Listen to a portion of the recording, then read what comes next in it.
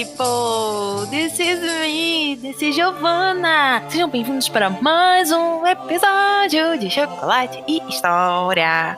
Como vocês estão? Vocês estão bem? I'm fine, thank you! Um bom dia, uma boa tarde, uma boa noite para você que está me escutando. Gente, vocês gostaram da novidade do último episódio? Que foi nada mais, nada menos do que o início da pré-venda dos meus livros físicos.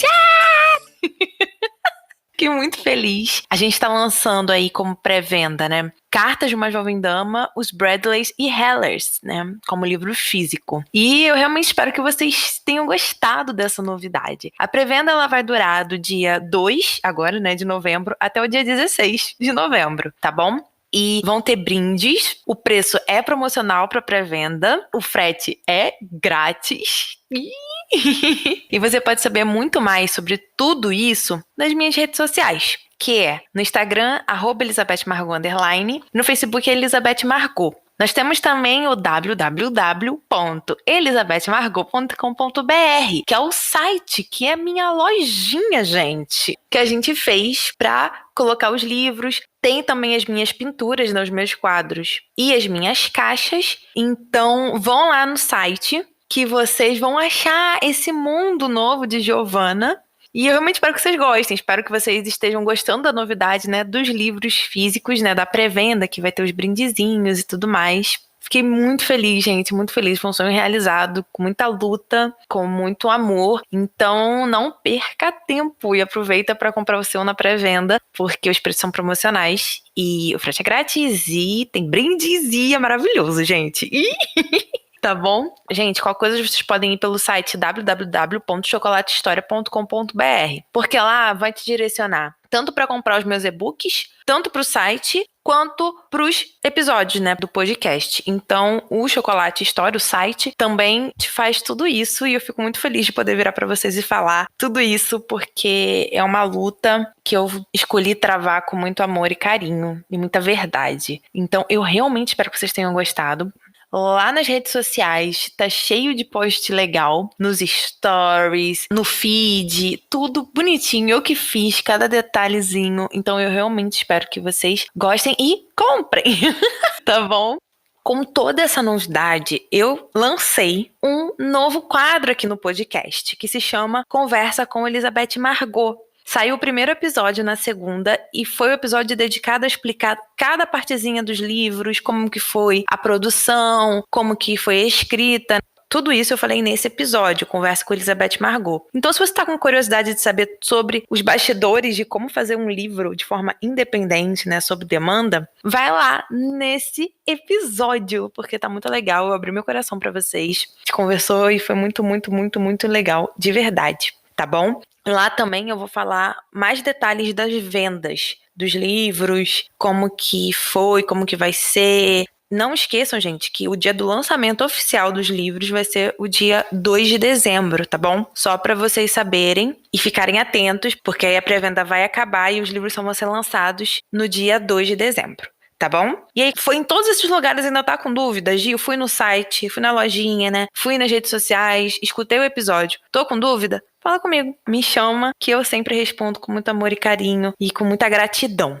E aí, gente, eu queria começar os agradecimentos, agradecendo especialmente ao Marcelo Turella. Ele é uma pessoa que já me acompanha aqui tem um tempo no podcast, que segue lá as redes sociais, de vez em quando comenta e tudo mais. E ele foi o primeiro a comprar o livro, ele foi a primeira pessoa a comprar o livro. Ele comprou o combo, né, com cartas, os Bradleys e Hellers, que comprando os 3 juntos sai um pouquinho mais barato.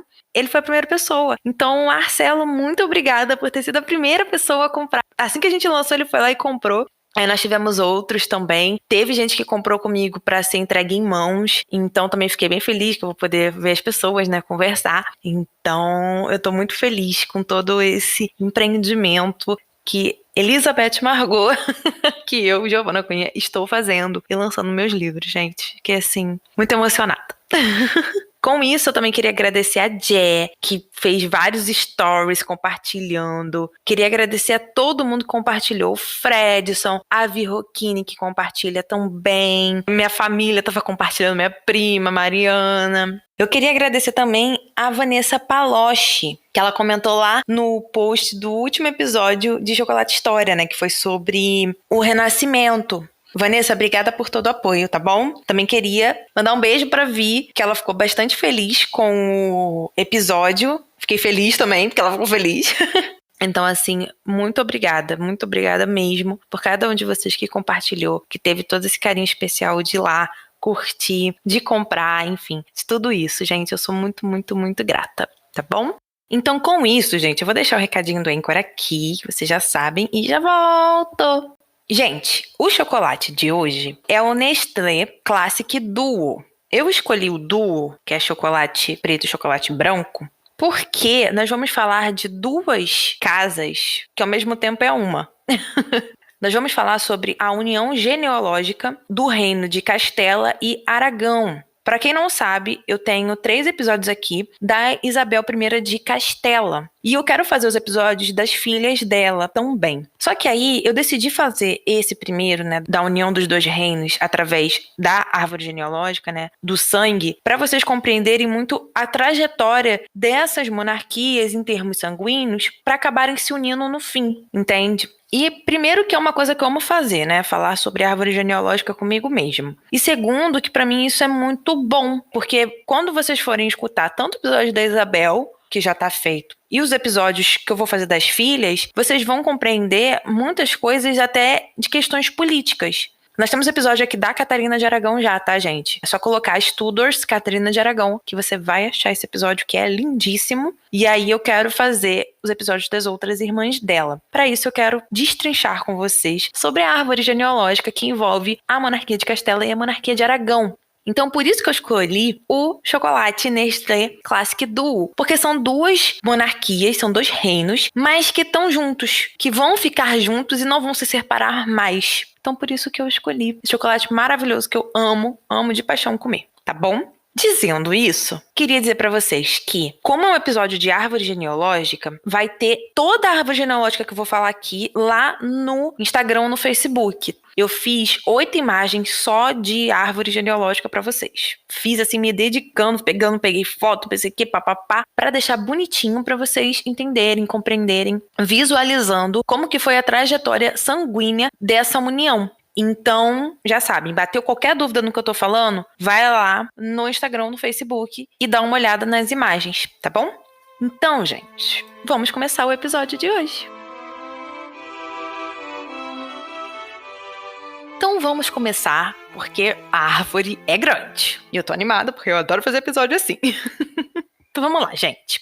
Nós vamos começar com Afonso XI, rei de Castela. O Afonso XI, ele foi rei de Castela de 1312 a 1350. E ele era da casa de Borgonha. Aí o que acontece? O Afonso XI, ele vai casar com a Maria de Portugal. E eles vão ter um filho que vai se chamar Pedro. Guardem esse nome. Só que o Afonso, ele tinha uma amante e teve 10 filhos com ela. Mas aqui eu só vou falar de um, e também lá na imagenzinha também só vai ter o nome de um só, porque é muito filho e aí também não dá, né, gente? Mas vai ter então o nome de um pra vocês focarem, que vai se chamar Henrique.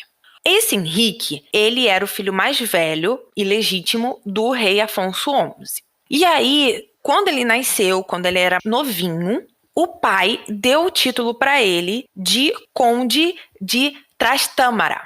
Gente, se eu falei errado, me desculpem. Eu tentei falar o máximo certinho, mas às vezes dá uns embololô na língua, bom? Mas é Trastâmara.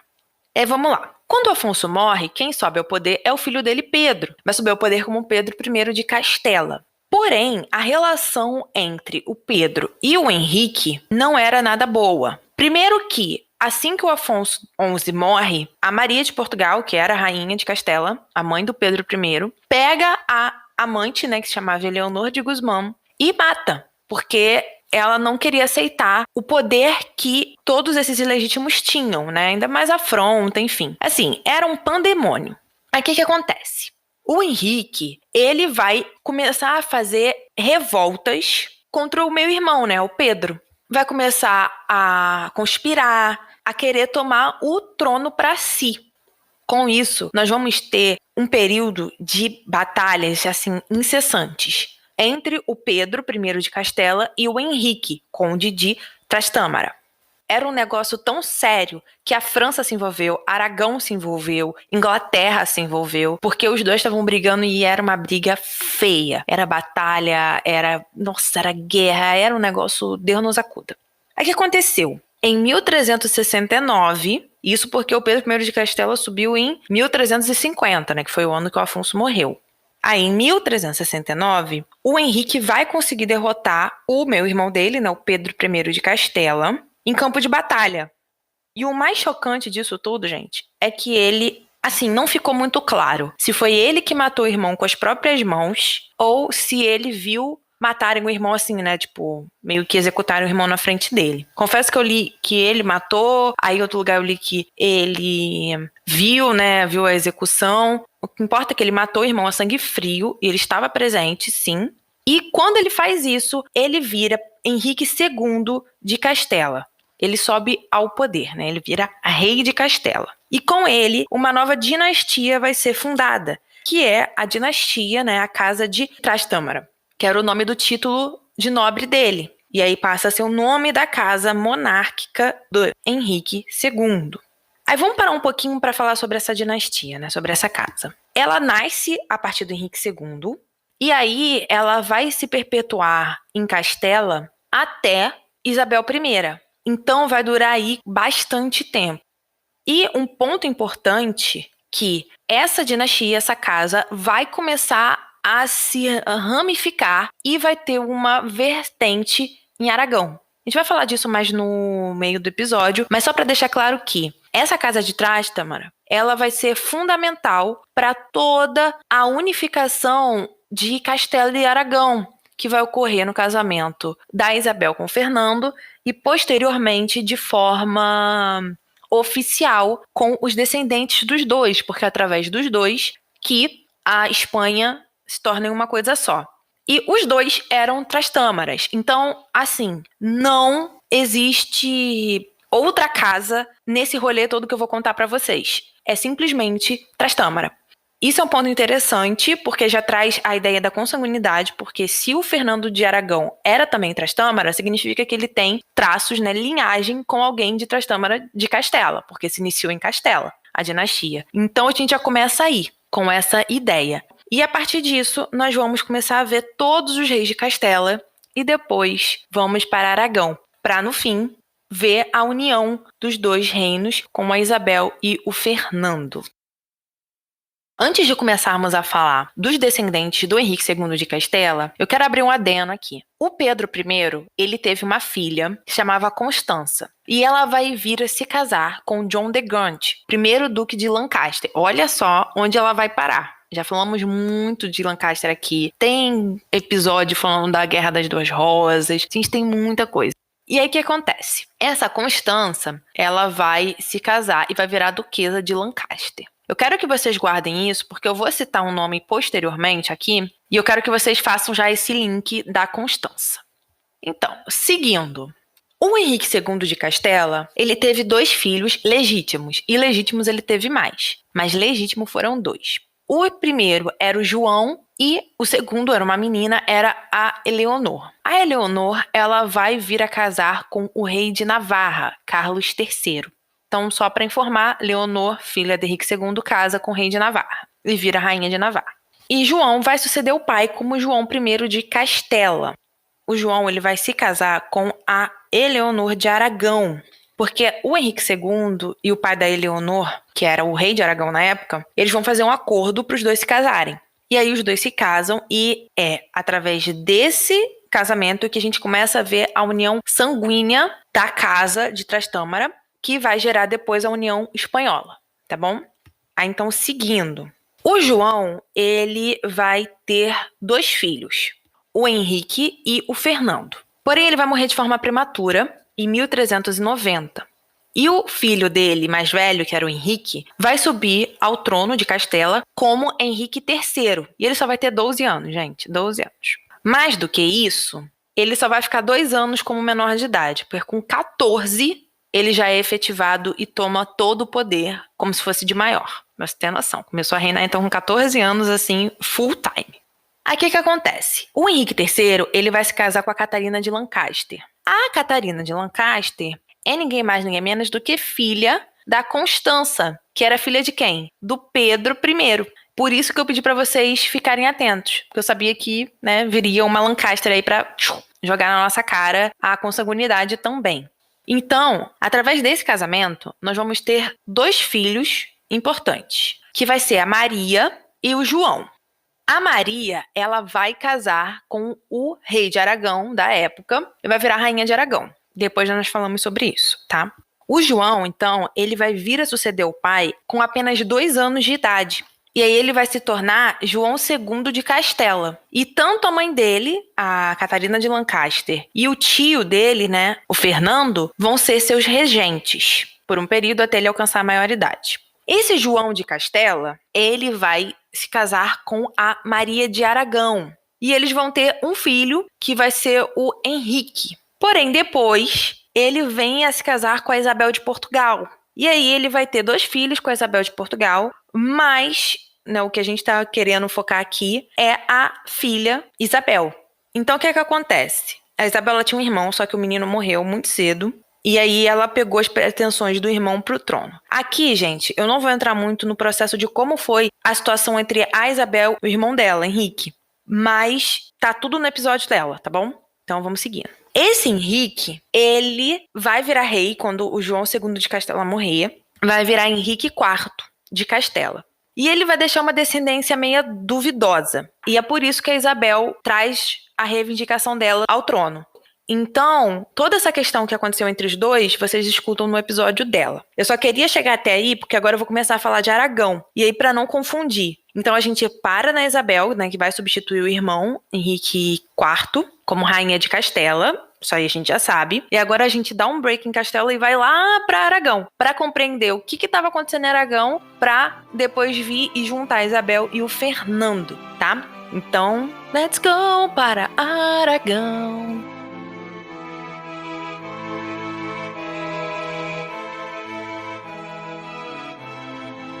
Aí agora vamos voltar lá para João I de Castela. Por quê? Ele teve 2 filhos, nós já falamos da linhagem de Henrique III, que vai gerar então aí a Isabel I de Castela. E agora vamos falar sobre a linhagem do Fernando, que era o filho mais novo, e vai virar rei de Aragão, como Fernando I de Aragão. Você vai virar para mim e falar assim, Giovana, como assim? Então, vamos lá. O que acontece? Lá em Aragão, o último rei foi o Martim I, e ele não deixou descendentes legítimos. Então, quando ele morre, sem deixar descendente legítimo, abre-se uma discussão sobre quem iria sucedê-lo. Porque, querendo ou não, precisava-se de algum rei. Então, Fernando, que era de Castela, né, ele se torna um dos candidatos a virar rei de Aragão. Aí, o que eu vou fazer com vocês? Eu vou começar a explicar a árvore genealógica para citar todos os candidatos a possíveis reis de Aragão. E aí, finalizando esses candidatos, a gente continua com a história do Fernando I, tá? Então vamos lá. Em Aragão, nós tínhamos um rei que se chamava Jaime II de Aragão. Ele teve alguns filhos, mas nós vamos focar em 2. O primeiro, e mais velho, foi o Afonso, que virou Afonso IV de Aragão. E o segundo, que nos interessa, era o Pedro, que vai ter descendência no Afonso I, Duque de Gândia. Então vamos já começar a falar desse cara. O Afonso I, Duque de Gândia, ele era neto do Jaime II, como a gente já viu, pela linhagem masculina. E ele vai se colocar como pretendente ao trono aragonês quando acontecer toda a situação que não tem, né, o herdeiro. Então agora a gente já sabe por que ele vai dizer que pode virar rei de Aragão. Porque ele tinha a ascendência no Jaime II de Aragão. Então, vamos lá. Como eu já tinha dito antes, ele teve o Afonso IV, né, que vai virar rei de Aragão. E esse Afonso IV, ele vai ter 2 filhos também, que nos interessam. O primeiro, que vai ser o Pedro, e o segundo, que vai ser o Jaime. Esse Jaime, ele vai virar o conde de Urgel. E aí, esse Jaime I vai ter um filho que vai se chamar Jaime II, Conde de Urgel, também. Mesma coisa, mesmo nome, só muda um é primeiro, outro é segundo. E esse Jaime II também vai se declarar pretendente ao trono de Aragão, alegando o quê? Que ele era descendente do Afonso IV de Aragão pelo filho mais novo do Afonso, né? O Jaime I, Conde de Urgel. Tá bom, falamos de 2 candidatos. Daí tudo bem. Vamos focar agora no Pedro, que era o filho mais velho do Afonso IV. O Pedro, ele vai substituir o pai e vai virar Pedro IV de Aragão. E aí, o que acontece? Esse Pedro, ele vai ter 3 filhos. Esses filhos nos interessam como um todo. O mais velho era o João, que vai virar rei, vai substituir o pai no poder. Isso aí é normal, de boas. Só que o João, ele não vai ter filho homem. Ele vai ter 2 meninas apenas, legítimas. Mas aqui também só nos interessa uma, que é a Yolanda. A Yolanda, ela vai ser duquesa de Anjou, ou seja, ela vai virar duquesa lá na França, vai casar com o duque de Anjou, que é francês, e vai ter um filho, e esse filho vai ser o Luís III, duque de Anjou. Tem tudo bem. Esse Luís III, ele também vai ser um pretendente ao trono de Aragão. Por quê? Ele vai argumentar que ele era neto do João I, e aí ele poderia sim ser rei de Aragão.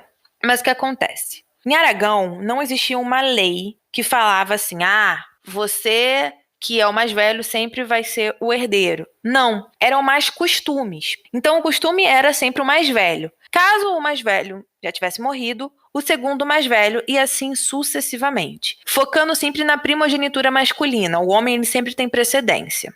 E a mulher, ela só entra se for filha única, ou seja, se não tiver mais ninguém para substituir, aí eles pegam e colocam a mulher no trono. É basicamente isso que acontece ali em Aragão. Então, por isso que a filha do João I de Aragão não vira rainha de Aragão, a Yolanda. Porque ela era mulher e tinha homem para substituir o João I, né, como rei. E quem era esse homem? Era o Martim. O Martim era irmão mais novo do João, também era filho do Pedro IV de Aragão. E ele vai subir ao trono como Martim I de Aragão, mesmo o João I tendo deixado descendente, né, baseado na Yolanda, né, descendente feminino. Porém, esse Martim, ele não vai ter herdeiros legítimos. Ele só vai ter herdeiro ilegítimo, que na real vai vir a ser o neto dele ilegítimo, pra vocês terem noção, que o cara já tinha até neto ilegítimo, que vai ser o Frederico, Conde de Luna. Ele era filho do filho ilegítimo do Martim. E na época da situação, o Martim já era velho, por isso que ele já tinha neto. Ele vai morrer e aí o neto ilegítimo vai falar, não, eu também tenho direito ao trono, mas era ilegítimo. E por fim, mas não menos importante, o terceiro filho do Pedro IV de Aragão era a Leonor de Aragão. E o que aconteceu? A Leonor, ela casou com quem? Com o João I de Castela, que teve o Henrique III e também teve o Fernando. Então, como o mais velho já era rei de Castela, o mais novo passou a ser pretendente ao trono de Aragão através da mãe, que era filha do Pedro IV de Aragão. Então aí nós temos basicamente todos os pretendentes ao trono, desde gente que era descendente de Jaime I até os descendentes contemporâneos, né, os descendentes do último rei, que era o Pedro IV de Aragão. O Martim I vai morrer em 1410. E aí ele não vai deixar ninguém ilegítimo para suceder. E aí então vai se criar um impasse muito grande para saber quem vai realmente suceder o rei falecido. Citei aqui esses pretendentes ao trono para vocês. E aí, o que vai acontecer? Foram 2 anos de deliberações entre representantes da coroa de Aragão para ver quem era o melhor candidato para virar rei de Aragão. Ou seja, Aragão ficou sem rei durante 2 anos. E esses 5 aí na espera para ver quem viraria, né, o rei de Aragão. Por fim, em 1412, na cidade de Caspe, os representantes da coroa vão se reunir e vão chegar a uma decisão de que quem vai ser o novo rei de Aragão vai ser o Fernando I. E por que o Fernando I foi escolhido ao invés de qualquer outro que estava argumentando aí ter condições sanguíneas de subir ao trono como rei? Além do sangue dele, né, querendo ou não, ele era neto do Pedro IV de Aragão, ele também era irmão do rei de Castela. E isso ia ajudar muito Aragão com o comércio com Castela. Então, um dos motivos principais, se não o principal, por Fernando ter sido escolhido, foi basicamente a política e o comércio que Aragão queria ter, criar e manter com Castela. entendeu? Então, foi por essa linha que todos esses representantes da coroa, eram 9 ao todo, chegaram à conclusão em 1412 de que o Fernando tinha que ser o rei justamente pelas ligações que ele tinha com Castela. E aí, o filho de um rei de Castela, né, que depois vai ser irmão de um rei de Castela, vai virar rei de Aragão. E é aí que a dinastia de Trastâmara se divide entre a linhagem de Castela e a linhagem de Aragão. Mas tudo vem o quê? Do mesmo sangue, tá bom? O Fernando, ele vai ser proclamado como rei no dia 28 de junho de 1412, como Fernando I de Aragão. Essa resolução do problema vai ser chamada de Compromisso de Caspe, que foi o compromisso assinado pelo Fernando e por todos os representantes da coroa de Aragão na cidade de Caspe, falando que o quê? Quem agora era o rei de Aragão era o Fernando I de Aragão, que agora ele vai virar Fernando I. E aí, o que acontece? Esse Fernando I de Aragão, ele vai ter 3 filhos que nos interessam. O primeiro é o Afonso, a segunda é a Maria e o terceiro é o João. O Afonso, ele vai substituir o pai e vai virar Afonso V de Aragão. E ele vai vir a casar com a Maria de Castela, que era filha do Henrique III de Castela, né? Do rei Henrique III de Castela. Que era quem, gente? Irmão do Fernando I de Aragão. Ou seja, a Maria e o Afonso eram primos de primeiro grau, pelo lado paterno. E eles vão vir a se casar, porém, o casamento não vai ter descendência, tá? Não vai ter filho. E aí, a coroa vai passar, então, para o irmão mais novo dele, que vai ser o João. E que vai virar, então, João II de Aragão. Mas antes de começar a falar do João, vamos falar um pouquinho da irmã do meio, que era a Maria. Outra Maria, né, gente? Mas essa é Maria de Aragão. A Maria de Aragão, ela vai vir a se casar com quem? Com ninguém mais, ninguém menos do que o João II de Castela. Então, eles também eram primos de primeiro grau. Por quê? A Maria de Aragão era filha de quem? Do Fernando I de Aragão. E o João II de Castela era filho do Henrique III de Castela. Eles eram primos de primeiro grau, por quê? O lado paterno. Mesma coisa que a outra aqui que eu acabei de falar agora, do Afonso e da outra Maria. Só que eles vão ter descendência, que é o Henrique IV. A gente já falou dele anteriormente, né? Então, agora falando do João, que vai vir a ser João II de Aragão, substituindo o irmão, Afonso, ele vai se casar com a Branca I, rainha de Navarra. Um ponto importante aqui, gente, é que Navarra e Aragão vão ficar como reinos juntos só pela coroa, quando o João e a Branca forem marido e mulher. Porém, quando eles morrem, né, cada um vai para um canto, a coroa de Navarra não fica atrelada a Aragão. Ela continua sendo independente. Mesma coisa que aconteceu com Castela e Aragão, com relação a Isabel e ao Fernando, então. Foi o que aconteceu aqui. Então, só para dizer, porque eu vou explicar umas coisas sobre os filhos deles, para vocês compreenderem do porquê. É porque Navarra vai ser um reino independente, não vai ser atrelado a Aragão. E o que acontece? Eles vão se casar, eles vão ter 5 filhos, mas só 4 nos interessam, tá? Então, só vou falar de 4 aqui. O primeiro era o Carlos, príncipe de Viana. A segunda era a Branca, segunda de Navarra. A terceira era Leonor de Navarra. E o quarto filho era o Fernando, que vai vir a ser Fernando II de Aragão.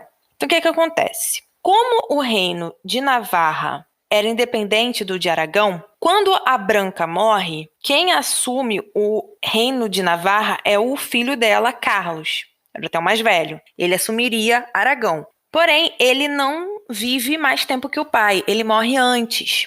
E aí, quando ele morre, o reino de Navarra fica sem rei. Mas aí vai ser passado para quem? Para a irmã mais nova dele, que era a Branca II de Navarra. Porque as leis de Navarra de sucessão não eram as mesmas leis de Aragão, tá? Então, assim, Navarra é uma coisa, Aragão é outra. E aí, a Branca II de Navarra, que chegou a ser casada com o Henrique IV de Castela, para vocês terem noção. Só que desse casamento não nasceu ninguém, ela ainda era virgem. Falei muito sobre isso no episódio da Isabel, tá, gente? Só pra curiosidade aqui. Ela vai vir a ser rainha de Navarra. Porém, ela vai morrer virgem, não vai deixar filhos. E quem vai substituir ela no poder é a Leonor de Navarra, que vai ser, então, a próxima rainha de Navarra e com ela que vai ficar a descendência. Um ponto importante aqui é que quando a Leonor assume, né, o trono, ela meio que deixa o pai dela governar, o João II de Aragão. E aí ela só vai requisitar o trono de Navarra quando o pai morrer. Porque ela era muito próxima ao pai, ela era do lado do pai, coisa que o Carlos, príncipe de Viana, não era. O João II e o Carlos brigavam muito. Mas a Leonor não. Então ela fala, não, pai, fica governando Navarra, quando você morrer eu pego Navarra pra mim. E é isso que acontece. Quando ele morre, ela vai virar rainha de Navarra, né, tomar posse, e o reino de Aragão vai passar pro Fernando II de Aragão, que era o filho homem mais velho vivo na época, porque o Carlos, príncipe de Viana, já tinha empacotado. Aí, o Fernando, seguindo as leis de sucessão de Aragão, né, ou seja, o segundo filho mais velho vivo pega o trono, não importa se tem irmão mais velho. Vira, então, rei de Aragão, como Fernando II de Aragão. E aí a gente já sabe um pouquinho da história dele com a Isabel, tá lá no episódio dela, então vão lá, porque fica muito mais de boas de vocês escutarem por lá do que eu começar a falar aqui sobre isso.